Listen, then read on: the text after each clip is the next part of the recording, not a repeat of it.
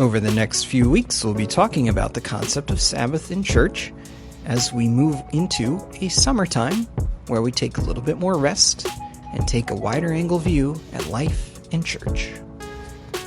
Peter F. Drucker, best known for his work on management philosophy, argues that executives need large quantities of uninterrupted time to make executive decisions.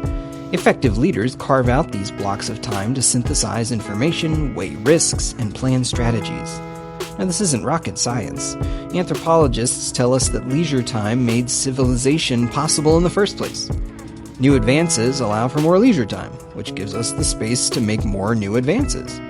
This is called a positive feedback loop. Now, positive feedback loops work well if they have an endpoint or reach a new steady state, but they're disastrous if left unchecked. Checks and balances systems tend to be more stable.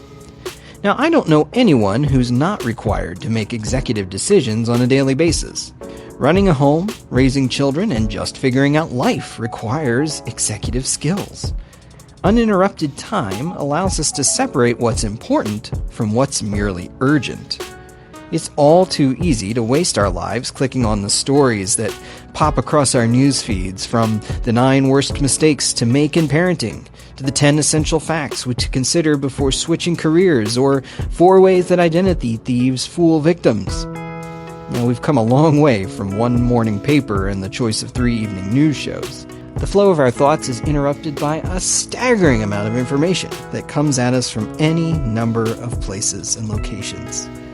Perhaps the most nefarious being on our person almost all of the time in our phones. And the 24-hour news cycle and friends that are concerned about the world around us continue to forward a constant barrage of articles and clips for us to watch. In short, the river of information we see each and every day is a mile wide and 1/4 of an inch deep.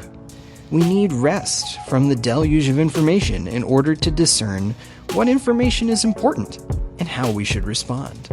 We need times of Sabbath. We need times of rest and break. We need times to be closer to God in order to help clear the traffic on the highways of our minds, so that when we are working and we are doing God's work, we can do so more efficiently, more effectively, and more fully.